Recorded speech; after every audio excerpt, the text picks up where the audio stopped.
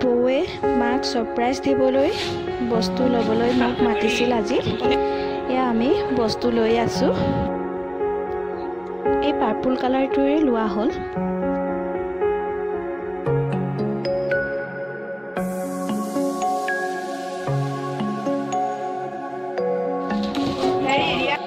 এতিয়া আমি ৱাশ্বিং মেচিন এটা মাৰ কাৰণে বৌৱে লৈ দিম বুলি কৈছিল, চাবলৈ গৈছোঁ, কিন্তু লোৱা নহ'ল, বেলেগ গাড়ী ল'ব লাগিব বুলি ক'লে। দাদা নাই অহা যিহেতু। এতিয়া আমি বৌহঁতৰ ঘৰত আহিলোঁ।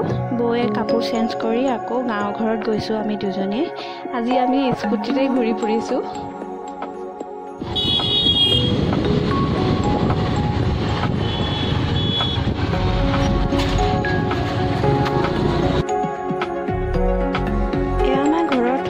ৰাস্তাটো অলপ দেখাই দিলোঁ।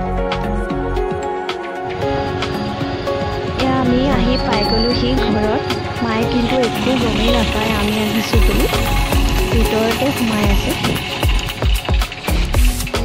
মালিকনী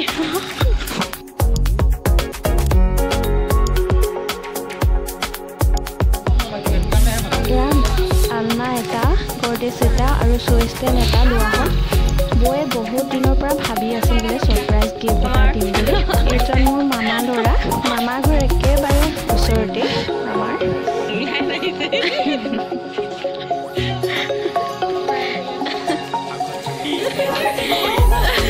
ছাৰপ্ৰাইজ কেনেকুৱা লাগিছে?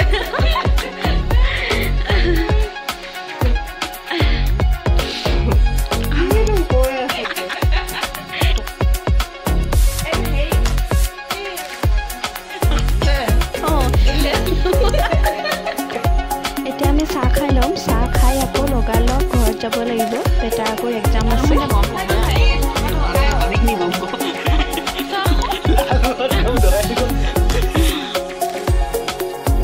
এতিয়া আমি চাহ খাই লৈছোঁ। ভণ্টি আৰু মামীহঁতেও আহিছিলে, ভিডিঅ' কৰা নহ'ল। লোকেল চিকেন আজি ফ্ৰাই কৰিব। এয়া মায়ে লোকেল কুকুৰা এজনী দি আহিছিল, ডাঙৰ। এয়া দাদাই কাটি ধুনীয়াকৈ চাফা কৰি দিলে।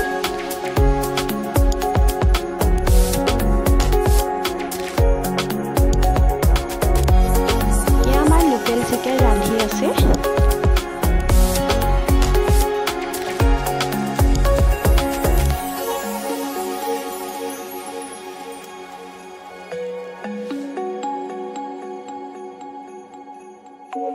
এতিয়া আমি খাই ল'ম। হাজবেণ্ড অহাই নাই। হাজবেণ্ড আজি গৈছে বৰদুবি লগৰ এজন ঘৰত পাৰ্টি কৰিবলৈ। আজি ভিডিঅ'টো ইমানেই, মেমৰি হিচাপে ৰাখি থ'লোঁ।